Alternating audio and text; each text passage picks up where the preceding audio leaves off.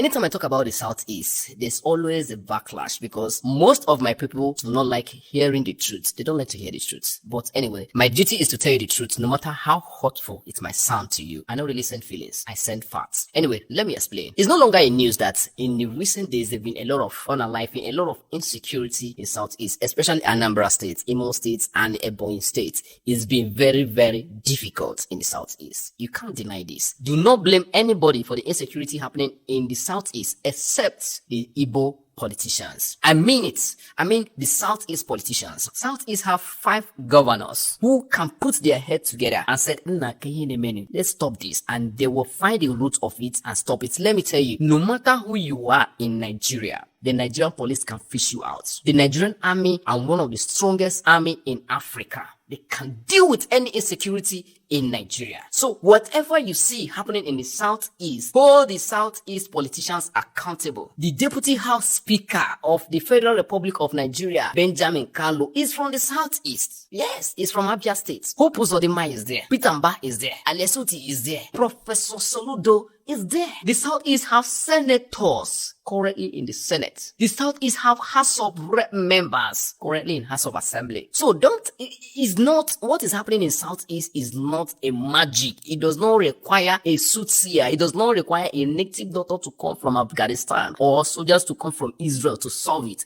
The Southeast politicians can actually hold their hands and meet and stop that rubbish happening. They can, but guess what? For it to continue to happen, it means that they should be held accountable for it, especially Anambra State. Especially Anambra State. So nobody, don't come and do emotional. Oh, Nigeria. No, it is not Nigeria. It is the politicians from the Southeast. I don't want to talk about the Biafra. Those who think they are fighting for freedom by killing their own people in the name of fighting for freedom. You can't be harming yourself for freedom. It is stupidity to do that. I will not lie to you. I will tell you people the truth. If you really, really want the Southeast to be safe, hold the Southeast politicians accountable. I mean it. Hold them accountable. They know what to do. To you, the Southeast politicians watching me, if you watch me, what you people are doing are not good. You cannot be using the life of your citizens to fight politics. It is bad. By the time everybody wants you, who else will you lead? Everybody wants you, who else will you lead?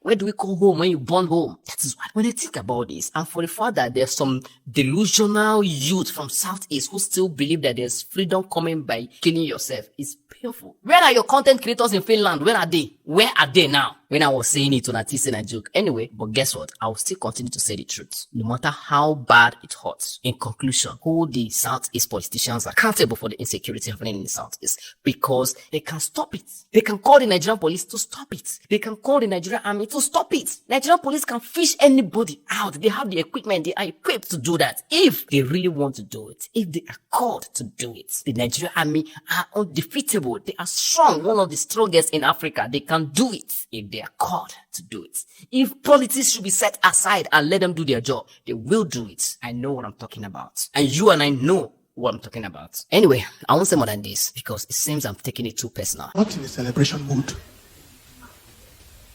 But for the preaching, I already announced that, so I'm going to preach. I don't feel celebration when blood is flowing like water in the land. Blood flowing like water in Plateau State, Benue State, and Enugu State.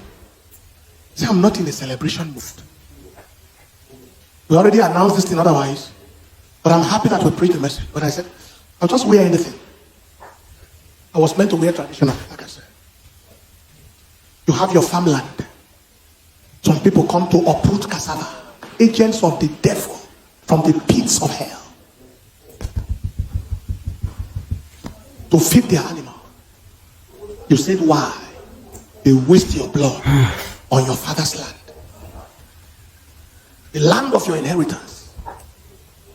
What evil did we do in this country that we have not had the solution to this matter? At times when you go out from nation to nation preaching, if not that we go with the mentality of, I am sowing the seed for deliverance for our own nation, you feel some shame. Like you have what to come and offer to our nation. What about your country?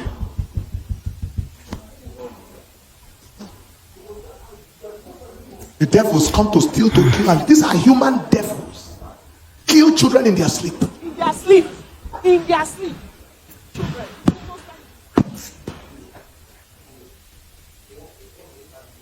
If security apparatuses are helpless, what is the root cause? What is the role of a nation's leadership as far as securing lives and properties are concerned? Where are we? What are we actually? Where are we?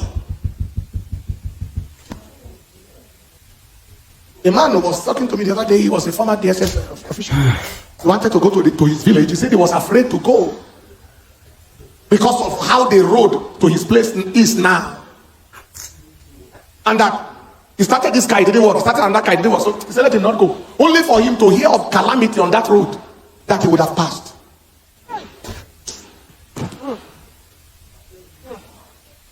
The picture is clear.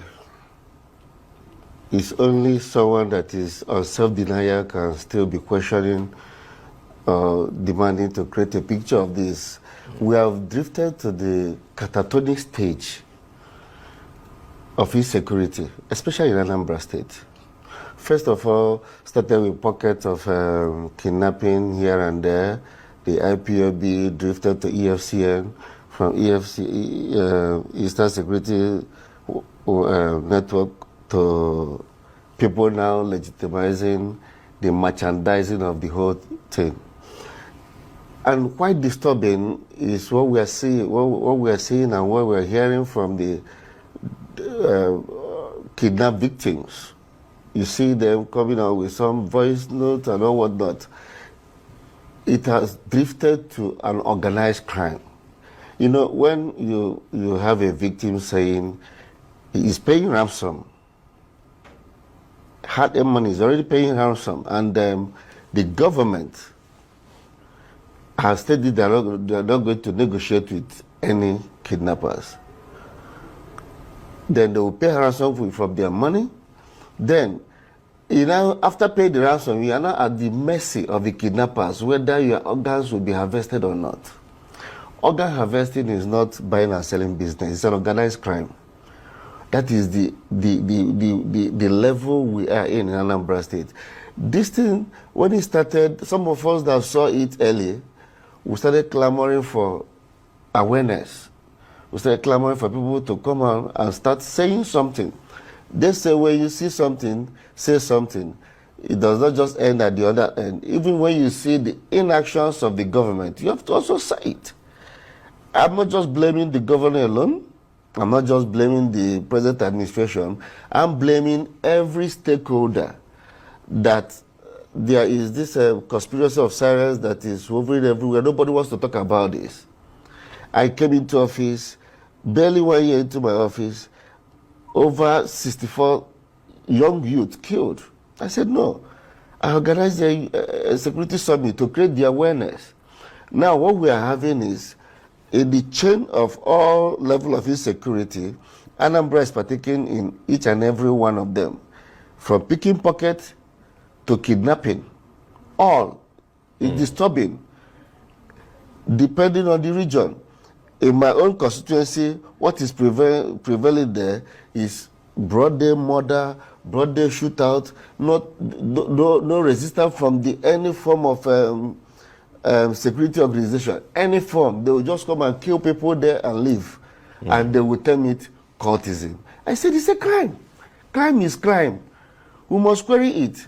And I took my time to consult each and every security, heads of security apparatus we have in Anambra State, and beyond. My Oka people that is head of security, like the CP of Abia State, he said crime must have to be identified as crime. But what is underlining among all this is that they are crying for the ill, or will I say, insufficient funding of the security architecture. Okay. All of them are saying the same. So in your assessment, you are saying that there's a limited effort from the security forces in the Southwest. Is that what you're saying? They are saying there's a limited effort. but they are justifying that limited effort to inadequate Lack funding. of funding. And you say it is clearing.